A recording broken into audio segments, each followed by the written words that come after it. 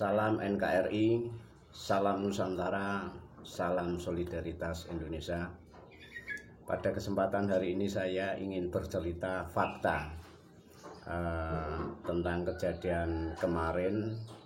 Saya marah-marah besar ketika melihat di YouTube kabar tentang banjir yang semakin parah di Jakarta itu gara-gara Ahok.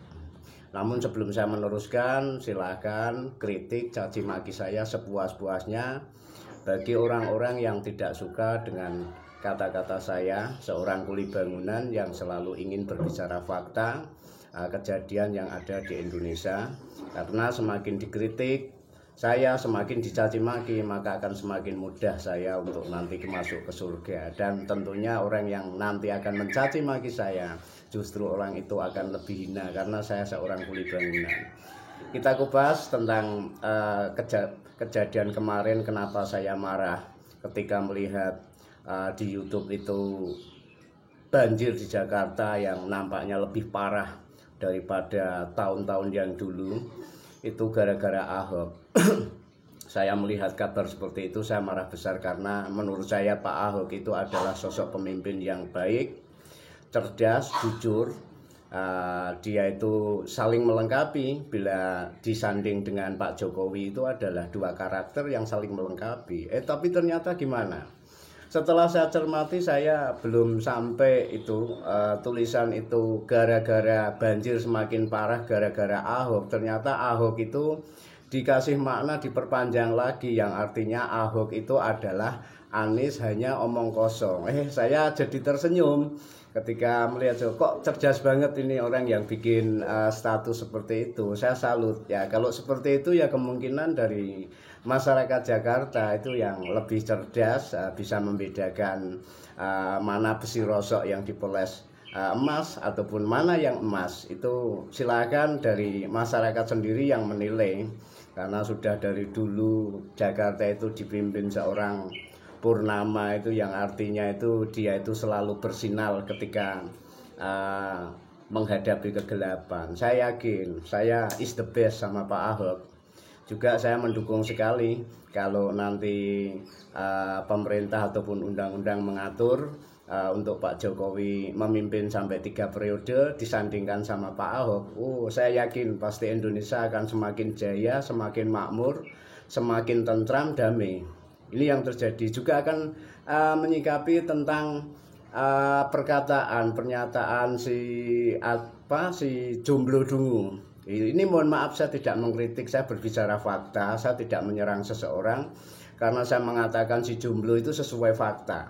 Dan kalau saya mengatakan Dungu, itu artinya sesuai dengan identik ucapan si Dungu itu, yang selalu ketika orang-orang yang tidak sepaham dengan siapapun dia menyerang pakai kalimat ataupun kata-kata Dungu. Itu menurut saya pribadi, saya mudah secara sederhana mencikapi si Jomblo Dungu itu. Kalau saya menilai itu orang itu mau waras atau tidak waras itu silakan masyarakat yang menilai. Karena gini, di Indonesia saya sejak kecil itu diajarkan untuk berbuat baik, selalu jujur, selalu menghargai kepada sesamanya, cinta kasih. Itu yang diajarkan sejak saya di SD. Mohon maaf, saya itu SD baru kelas 4, saya tidak lulus, terus saya kerja di kuli bangunan. Ini cerita saya yang berdasarkan kenyataan.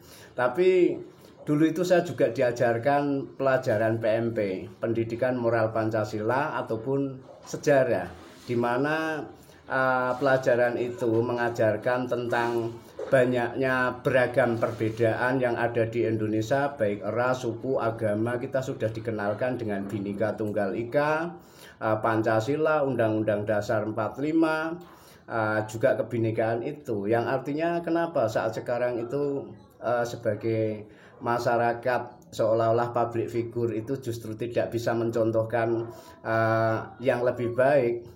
Justru dia itu malah justru bikin ulah, bikin hasutan, hinaan, caci maki, seolah-olah siapa yang tidak punya etika. Kalau menurut saya itu cacian, kata-kata, kalimat, perilaku yang kotor itu adalah cermin dari pribadi seseorang itu kotor. Jadi orang itu mungkin sakit hati atau kurang waras. Ini yang terjadi. Nah, mohon maaf, silahkan masyarakat menilai tentang si jomblo dungu itu. Kalau saya menyikapinya secara sederhana saja, tentang si jomblo dungu itu, menurut saya dia orang sakit hati. Mungkin barangkali kenapa pemerintah Jokowi kok tidak diangkat dia jadi menteri, atau diangkat duduk di parlemen dan segala macam, atau mungkin karena kejombloannya yang terlalu lama sehingga dia ngomongnya jadi ngelantur ngalor ngidul nggak karuan. Ini yang terjadi, ini fakta. Silakan caci maki saya sepuas-puasnya, saya akan dengan senang hati ketika ada sahabat yang kurang sepaham dengan saya. Dan juga saya akan menanggapi tentang permasalahan si Ustadz KW. Ustadz KW itu juga menurut saya itu kenapa dia itu selalu kalimat kata-katanya itu selalu menyerang public figure, diantaranya si Ma'ruf Amin, wakil presiden kita, juga Ibu Megawati, dia didoakan agar cepat mati. Juga Pak Jokowi itu selalu dikritik, dihujat, dicaci maki, namun Pak Jokowi kan tidak membalas. Dia tidak melaporkan sama sekali, dia cukup diam. Dia hanya membuktikan dengan kerja dia yang sekarang sudah terbukti nyata dan sangat sukses. Ini pernyataan si Ustadz KW, tentunya sahabat semua paham. Ustadz KW ketika ceramahnya mengatakan dia menabrak seekor anjing karena menurut dia itu haram atau bagaimana. Tapi dia seorang maksud kami, anjing itu makhluk hidup, dia layak untuk hidup karena kita harus menghargai makhluk hidup. Kenapa anjing itu yang tidak salah dengan Ustadz KW kok ditabrak sekeji itu? Jadi saya menyimpulkan anjing itu lebih mulia dari si Ustadz KW itu. Coba sahabat semua lihat, anjing itu selalu taat kepada majikannya. Tidak ada anjing itu menyerang orang benar. Ketika ada pencuri dia menyerang. Inilah yang patut dia itu harusnya bercermin kepada anjing itu. Anjing itu lebih mulia dari Ustadz KW itu. Itu yang saya amati seperti itu. Jadi secara kesimpulan, di Indonesia itu sebenarnya banyak. Kita pertahankan Pak Jokowi sampai paripurna, bahkan kasih lagi sampai kesempatan lagi sampai 3 periode. Saya yakin Indonesia akan jaya, Indonesia akan semakin makmur, Indonesia akan semakin tentram. Lebih-lebih kalau Pak Jokowi itu nanti disandingkan sama Basuki Cahayapurnama, itu adalah sosok figur karakter yang saling melengkapi. Insya Allah rakyat akan sejahtera ketika nanti Pak Jokowi diberi peluang lagi. Karena apa? Kerja-kerja nyatanya itu sudah terlihat jelas terang benderang, di mana dia sekarang juga membangun kilang minyak yang ada di Tuban, bendungan Tukul. Dia pun juga tidak ambisi untuk cari nama, harus namanya dinamakan Pak Jokowi. Lain dengan mantan sebelah yang banyak pencitraannya. Itu ada museum yang menurut saya itu lebih bermanfaat. Pak Jokowi sangat sukses sekali dalam membangun negeri ini, dalam memberikan pelayanan kepada masyarakat, dalam penegakan hukum. Namun kalau semua itu masyarakat harusnya sabar, tunggu dulu kejutan-kejutan kinerja dari Pak Jokowi. Saya yakin Pak Jokowi tetap mampu memimpin, memberi ketentraman, memberi keadilan di negara kesatuan Republik Indonesia. Dan juga saya pesan kepada aparat penegak hukum itu untuk orang-orang yang selalu mencaci maki, mengkritik yang sudah tidak sesuai dengan realnya, itu sudah kebablasan. Sekali lagi untuk pemerintah aparat penegak hukum itu harus benar-benar tegas.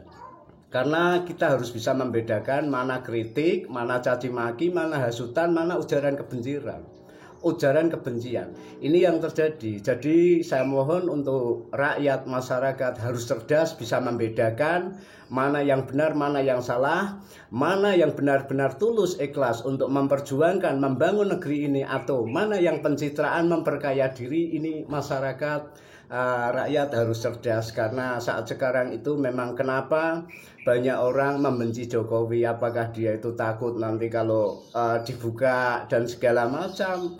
Kemungkinan ini nanti untuk tahun 2021 atau 2022 ini kejutan-kejutan Jokowi semakin terlihat jelas dengan pembangunannya semakin terang benderang, dan nanti sosok-sosok orang untuk menegakkan kebenaran generasi anak bangsa itu semakin bermunculan, dan kedoliman, kecurangan itu nanti akan semakin terlihat terang benderang.